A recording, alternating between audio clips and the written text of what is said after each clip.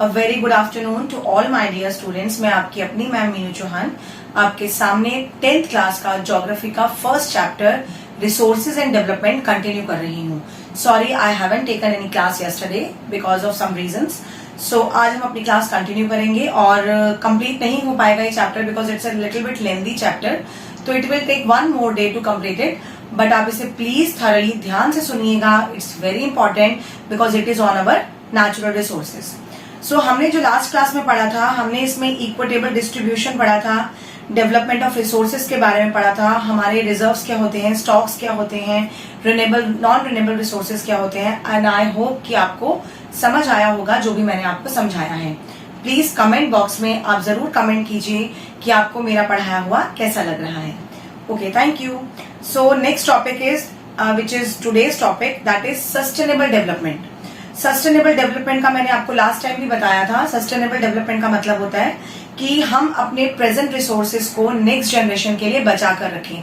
जितने भी natural resources हैं, अगर हम उन्हें वेस्ट या ओवर यूज या मिस यूज ना करें तो हम अपनी आने वाली जनरेशन के लिए उन्हें बचा कर रख सकते हैं। This is called sustainable development. So the sustainable economic development means development should be taken place without damaging the environment, and development in the present should not compromise with the needs of future generation।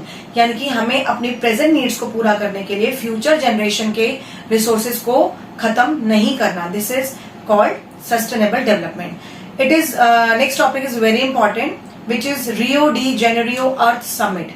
कुछ teachers इसे रियो को रायो de Janeiro भी पढ़ते हैं, तो it is a name, you can pronounce it anywhere. So in June 1992, more than 100 heads of states met in Rio de Janeiro in Brazil। 100 से भी ज्यादा states all over the world Rio de Janeiro Brazil में इकट्ठे हुए और इनका जो main motive था वो था हमारा problems regarding environmental protection, social economic development at the global level. मतलब ऑल ओवर द वर्ल्ड जो भी प्रॉब्लम हो रही है डिग्रेडेशन की, नेचुरल एनवायरमेंट के बारे में, उसको कैसे बचाया जाए। तो इस समिट ने एक रूल बनाया कि हर देश एक एजेंडा अपनाएगा, वो एजेंडा उनका खुद का बनाया हुआ होगा, विच इज कॉल्ड एजेंडा 21। तो ये एजेंडा हर देश का अपना एक अलग एजेंडा है। मतलब agenda 21 is not fixed anywhere. ये हर देश अपनी जरूरत के हिसाब से उसको फिक्स रखता है कि उसकी जरूरतें क्या हैं, उसकी पॉपुलेशन कितनी है, कितना लोगों को उसके अकॉर्डिंगली नेचुरल रिसोर्सेज यूज करने की परमिशन है और कितना नहीं। सो दिस इज अबाउट एजेंडा 21, जो हर देश का एक सेपरेट एजेंडा होता है वहां की रिक्वायरमेंट के according. And in agenda 21, United nation conference of environment and development UNCED took place at Rio de Janeiro in Brazil and it aims at achieving local and global sustainable development। मतलब यहाँ पर हर राष्ट्र, हर देश अपने level पर global level तक जाकर एक एजेंडा सेट करेगा which is called agenda 21। So one major objective of this agenda 21 is that every local government should draw its own local agenda. यानी कि हर सरकार, हर देश की सरकार अपनी सहूलियत के हिसाब से, अपनी रिक्वायरमेंट के हिसाब से एक जो रूल बनाएगी कि किस हद तक आप नेचुरल रिसोर्सेज को यूज कर सकते हो, किस हद तक उन्हें बचा सकते हो, कितना आप नॉन रिन्यूएबल रिसोर्सेज को प्रोटेक्ट कर सकते हो, वो है हमारा agenda 21। Now the next topic is resource planning. ये टॉपिक आपका 12th के बाद भी कॉलेजेस में, अगर आप कॉमर्स साइड के स्टूडेंट्स हो तो आपको कॉमर्स वगैरह में ये सब आगे कंटिन्यू किया जाएगा। Now this is your basics. Resource planning is widely accepted strategy for judicious uses of resources. यानी कि हम अपने नेचुरल रिसोर्सेज को किस तरीके से, जुडिशियल यूजेस का मतलब होता है बहुत प्रोटेक्टिव तरीके से हम कैसे इन्हें इस्तेमाल करें ताकि इन्हें नेक्स्ट जनरेशन के लिए भी बचाया जा सके। बेसिकली प्रॉब्लम क्या होता है, जैसे इंडिया एक हमारा वर्सिटाइल कंट्री है, डाइवर्सिफाई कंट्री है। यहाँ पर बहुत अलग अलग जगह पर आप देखो, राजस्थान में है बहुत ज्यादा रेगिस्तान वाला एरिया है। उसी तरह से अगर आप लद्दाख साइड जाओ तो बहुत बर्फीला इलाका है, कश्मीर जाओ, जम्मू जाओ तो बहुत पहाड़ी इलाका है, बर्फ बहुत ज्यादा होती है। तो there are very climatic changes बहुत अलग अलग हैं। तो इन चेंजेस के अकॉर्डिंग वहां पर जो नेचुरल रिसोर्सेज हैं वो बहुत अलग हैं। जैसे अगर हम राजस्थान जाते हैं तो वहां पे सोलर एनर्जी और विंड एनर्जी के रिसोर्सेज बहुत ज्यादा हैं जिन्हें हम यूटिलाइज कर सकते हैं। एंड अगर हम बात करते हैं स्टेट्स ऑफ झारखंड, छत्तीसगढ़, मध्य प्रदेश, यहाँ पर कोल मिनरल डिपॉजिट बहुत ज्यादा है। अरुणाचल प्रदेश में एबेंडेंस ऑफ वाटर रिसोर्सेज, पानी बहुत ज्यादा है लेकिन इंफ्रास्ट्रक्चरल डेवलपमेंट नहीं है। राजस्थान में विंड एनर्जी और सोलर एनर्जी बहुत ज्यादा है, बट पानी की बहुत ज्यादा कमी है। सिमिलरली अगर हम कोल्ड डेजर्ट की बात करें लद्दाख में, तो ये एक ऐसा ऐसा एक स्टेट है जहां पर कल्चरल हेरिटेज बहुत है, मतलब वेराइटी ऑफ कल्चर आप वहां पर देख सकते हो। वहां पर शीप रेयरिंग है, याक रेयरिंग है, वहां से वूल बनती है जो ऑल ओवर हमारे इंडिया में सप्लाई होती है और इतनी अच्छी क्वालिटी की होती है कि वो वर्ल्ड तक एक्सपोर्ट होती है। बट वहां पर भी पानी की बहुत ज्यादा कमी है क्योंकि वो फ्रीजिंग टेम्परेचर हो जाता है और पानी वहां पर जम जाता है। तो this call for balance resource planning, यानी कि हमें अपने स्टेट्स के अकॉर्डिंग रिसोर्सेज को बैलेंस करके रखना जरूरी है। जो चीज जहां पर बहुत ज्यादा है और जो जिस स्टेट में बहुत कम है, ज्यादा वाली जगह से कम वाली जगह पर उसको सप्लाई करके हम बैलेंस कर सकते हैं। जैसे एक बच्चा पढ़ाई में बहुत इंटेलिजेंट है, लाइक ही इज अचीविंग 90%, 95%, और दूसरा बच्चा एवरेज है, 40-45% लाता है, तो उसका उस एजुकेशन लेवल को बैलेंस करने के लिए कई बार टीचर्स क्या करते हैं कि डम बच्चों को इंटेलिजेंट बच्चों के साथ बिठाना शुरू करते हैं, क्योंकि कंपनी का असर पड़ता है। एक अच्छा कंपेनियन साथ में हो स्टडी से रिलेटेड, तो वो एक कमजोर बच्चे को भी अपने लेवल तक लाने की पूरी कोशिश करता है। तो सिमिलरली जो स्टेट्स होती हैं जहां पर रिसोर्सेज ज्यादा है और जहां पर रिसोर्सेज कम है, तो ज्यादा वाली जगह से रिसोर्सेज लेकर हम कम वाली रिसोर्सेज तक अगर पहुंचाते हैं तो वो एक कहलाता है balance of nature. The next topic is resource planning in India. It is very important in complex process. Complex क्यों है? क्योंकि कॉम्प्लेक्स प्रोसेस का मतलब होता है मुश्किल, that you can not achieve easily, so this is called complex process. Planning का पहला स्टेप है identification and inventory of the resources across the region of the country, and this involves surveying, mapping and qualitative and quantitative estimation. यानी कि सबसे पहले resource planning में हमें ये देखना है कि हम सर्वे करके ये पता लगाएं कि कहां पर किस चीज की कमी है और कहां कौन सी चीज बहुत ज्यादा है। सेकंड हमारा आता है इन्वॉल्विंग अ प्लानिंग स्ट्रक्चर। उसके अकॉर्डिंग हम क्वालिटी और क्वांटिटी को ध्यान में रखते हुए एक प्लानिंग करके चलें कि किस तरह से हम शॉर्टेज वाले स्टेट्स में ज्यादा क्वांटिटी वाले स्टेट से सामान लाकर पहुंचा सकते हैं with sufficient time period. Third हमारा आता है matching the resources development plans with overall national development. और हमारे डेवलपमेंट प्लान ऐसे होने चाहिए कि वो पूरे देश की तरक्की में आए। ये नहीं कि आपने एक स्टेट को तो डेवलप कर दिया और बाकी जो कम डेवलप्ड स्टेट है वो अंडर डेवलप्ड ही रह जाए। तो हमारे देश में रहते हुए हमारी पहली रिक्वायरमेंट ये होनी चाहिए कि हमारे देश के सारे राष्ट्र बराबर लेवल पर आगे बढ़े। तो this is the third resource planning which is very complex. The availability of resources is necessary condition. अब अगर रिसोर्सेज अवेलेबल नहीं होंगे तो हम उन्हें टेक्निकली या इंस्टीट्यूशनली यूज नहीं कर सकते। इंडिया एक ऐसा कंट्री है जहां पर रिसोर्सेज बहुत ज्यादा क्वांटिटी में पाए जाते हैं, तो हम उन्हें अपनी एजुकेशन के बेसिस पर, अपने टेक्निकल बेसिस पर, अपनी नॉलेज के बेसिस पर डेवलप करके यूज कर सकते हैं। And the history of colonization reveals that rich resources in colonies were the main attraction. हमारे देश में जितने भी रिसोर्सेज हैं वो शुरू से ही दूसरे देशों के लिए एक अट्रैक्शन का केंद्र रहे हैं, सेंटर ऑफ अट्रैक्शन रहे हैं। इसीलिए ब्रिटिशर्स ने भी इंडिया पर अपना रूल किया और 200 साल तक उन्होंने इंडिया को अपना गुलाम बनाए रखा। वो यहाँ से सारे नेचुरल रिसोर्सेज ले जाकर ब्रिटेन में ले जाते थे और वहां से आने वाली इनकम वो उनके अपने पास अपने कंट्री में रखते थे। इसीलिए इंडिया जो एक गोल्डन बर्ड कहलाता था वो धीरे धीरे पुअर कंट्री बन गया। The next is conservation of resources. Resources को प्रोटेक्ट करना कितना जरूरी है। अगर हम चाहते हैं कि हमारा देश एक प्रॉस्परस कंट्री रहे तो आने वाले टाइम के लिए भी हमें उन रिसोर्सेज को बचाकर रखना है। गांधी जी ने ये कहा था कि there is enough for everybody's need, मतलब हमारे देश में इतना है कि हम हर एक की जरूरत को पूरा कर सके, but not that only for anybody's greed, पर इतना नहीं है कि हम लोगों का लालच पूरा कर सकें। आपने देखा है, आपने सुना होगा कि लोग सैंडलवुड यानी चंदन के पेड़ की स्मगलिंग करते हैं।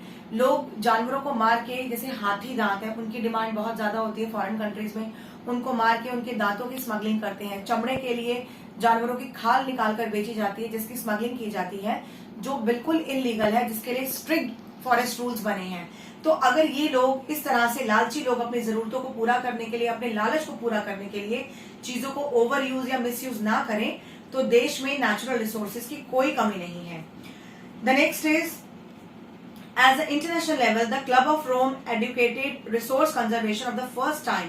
सबसे पहले 1968 में सब्सिक्वेंटली ध्यान दिया गया कि अगर हम छोटी चीजों पर कॉन्सेंट्रेट करें, अगर हम छोटी चीजों को कंसीडर करें, तो छोटे छोटे लेवल पर हम अपने रिसोर्सेज को बचा सकते हैं।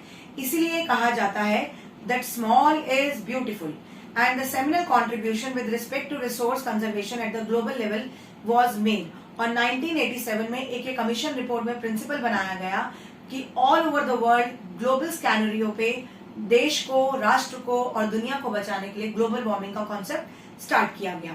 And it is for our common future. ये सिर्फ इंडिया के फ्यूचर के लिए या जापान के फ्यूचर के लिए या चाइना के फ्यूचर के लिए नहीं है, ये ग्लोबल फ्यूचर के लिए है, इसीलिए इसे नाम दिया गया अवर कॉमन फ्यूचर इन 1992।